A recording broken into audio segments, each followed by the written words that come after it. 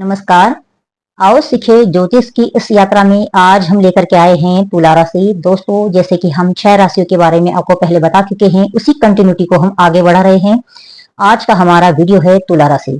तुला राशि के पूरे संपूर्ण व्यक्तित्व के बारे में हम बताएंगे कि ये व्यक्ति की क्वालिटी क्या है, यह किस प्रकार का कार्य करते हैं, यह स्वभाव से कैसे होते हैं, आदि संपूर्ण जानकारी हम आपको इस वीडियो में देंगे। अंत तक बने रहें। अब हम दोस्तों तुला राशि का वर्गीकरण देखते हैं। वर्गीकरण जो दिया गया है प्राचीन ग्रंथों में वह साइंटिफिक है। जब हम किसी भी चीज को साइंटिफिकली समझते हैं तो यह अप्रोच वैज्ञानिक होने की वजह से हमें याद रखने में आसानी होती है तथा हम चीजों को बहुत अच्छे से समझ पाते हैं।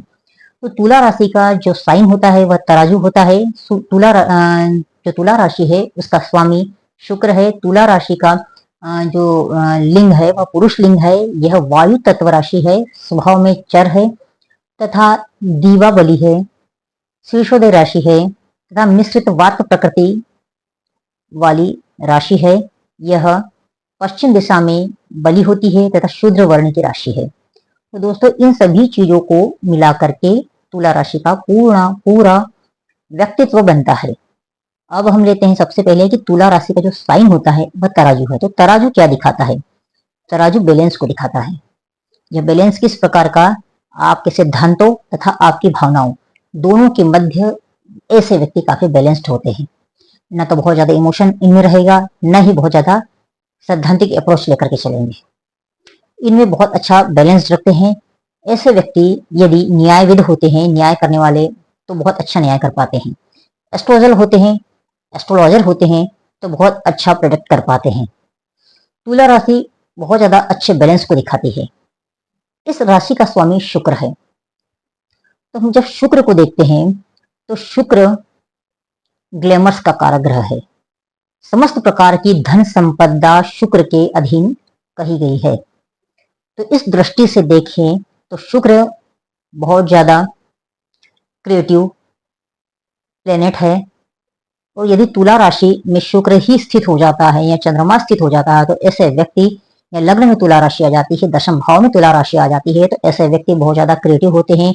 हर प्रकार की साज सज्जा हो, चाहे घर का डेकोरेशन हो, बाहर का डेकोरेशन हो, किसी प्रकार का भी मूर्ति कला हो, गायन हो, नृत्य कला हो, किसी भी प्रकार की कला हो, उनमें ये निपुण होते हैं। उनमें इसकी जानकारी इनमें होती है। पर यह जानकारी कितनी आगे होगी, कितनी नहीं होगी, या फिर ये एक सार्वजनिक प्लेटफॉर्म पर उस चीज को प्रस्तुत कर पाएंगे, यह सब चीजें डिपेंड करती है अन्य योगों पर भी। इस राशि में बैठे हुए ग्रहों पर डिपेंड करती है।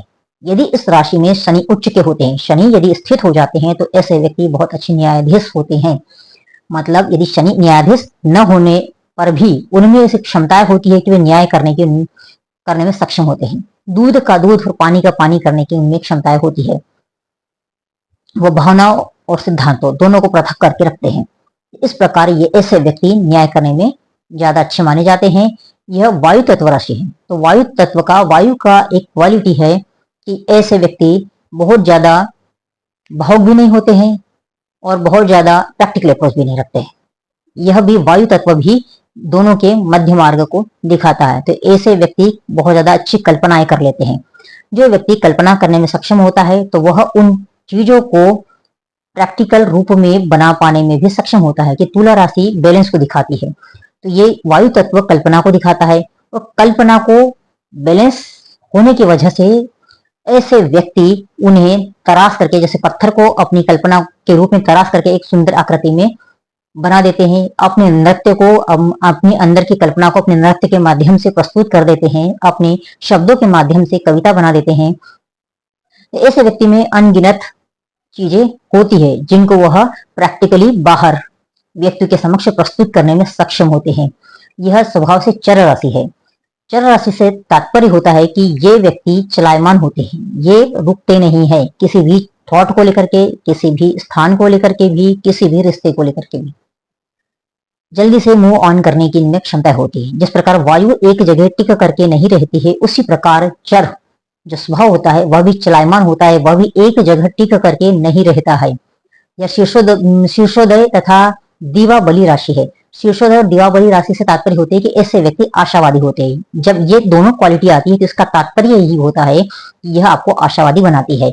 यह मिश्रित प्रकृति है। मिश्रित प्रकृति से तात्पर्य है कि वात पित्त कफ तीनों का मिश्रण इस राशि के अंतर्गत होता है। तो तुला राशि वालों को जो भी रोग या स्वास्थ्य संबंधी जो दिक्कतें आती है उनका मिश्रित फल मिलता है। यहाँ तीनों दोषों से रिलेटेड आपको बीमारियां हो सकती है, पर अब यह बीमारी कौन सी आपको ज्यादा प्रकोप कर जाएगी या किस तत्व की आपको बीमारी हो सकती है, वह आपके इस राशि में बैठे हुए ग्रह तथा अन्य योगों पर निर्भर करेगी। कि तुला राशि का यदि लग्न है, राशि है, तो वैसे तो यह काफी बैलेंस करने वाली राशि होती है, पर फिर भी इनमें प्रकोप के लिए यदि शनि स्थित हो जाता है तो वात, मंगल पित्त बढ़ा देता है। तो इस प्रकार के सूर्य यदि स्थित हो जाता है तो पित्त कारक है। चंद्रमा गुरु स्थित हो जाते हैं तो यह कफ को बढ़ाते हैं। तो यदि इस प्रकार के ग्रह स्थित होते हैं तो वह इनसे रिलेटेड चीजों को बढ़ाते हैं। अपने कारकत्व को हर ग्रह बढ़ाएगा। तो ग्रहों के कारकत्व भी होते हैं। राशि का कारकत्व है, भाव के कारकत्व, तीनों को हम को रिलेट करके उस भाव, पर्टिकुलर भाव के जो क्या भाव देंगे उनके रिजल्ट निकालते हैं। फिर उससे जो योग बने हैं और दूसरा भाव उसको कोरिलेट कर रहा है तो उनका सबका सम्मिश्रण आ करके आपको यह योग किस प्रकार का फल देगा उसी से रिजल्ट पूरी तरह से निकलते हैं। पश्चिम दिशा में यह बलि होती है तथा यह शूद्र वर्ण की राशि है। शूद्र वर्ण, शूद्र का कार्य, प्राचीन समय में जो कार्य करने की जो पद्धति थी उसको 4 भागों में बांटा गया था, ब्राह्मण, क्षत्रिय, वैश्य, शूद्र। तो शूद्रों का कार्य होता है कि दूसरों की सेवा करना। तो ऐसे व्यक्ति यदि गवर्नमेंट पोस्ट में अच्छी पोस्ट पे जाते हैं, दूसरों की सेवा करने में माहिर होते हैं। और तुला राशि वाले बिजनेसमैन भी बहुत अच्छे होते हैं। तो यहाँ पर एक कंट्रोवर्सी हो रही है कि शूद्र वर्ण, तो यहाँ पर हम इस कंट्रोवर्सी को सॉल्व कब करेंगे, जब इस पे बैठे हुए ग्रह या यहाँ पर यदि सूर्य आ जाता है, शनि आ जाता है और राजयोग में इन्वॉल्व हो जाते हैं, ये नीचभंग राजयोग बन जाता है किसी प्रकार से या किसी प्रकार का बड़ी राजयोग बन रहा है, तो ऐसे व्यक्ति उच्च पद पर चले जाते हैं। यहाँ पे शूद्र वर्ण वाला जो सेवा में है तो उच्च पद प्राप्त कर लेगा, न्यायाधीश वगैरह आदि भी बन सकते हैं।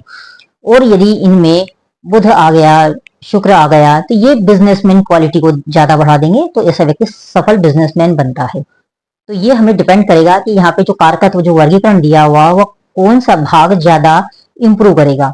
वहां के ग्रह, वहां पर स्थित ग्रह उस चीज को, उस भाव को, उस चीजों को ज्यादा बढ़ा देगा।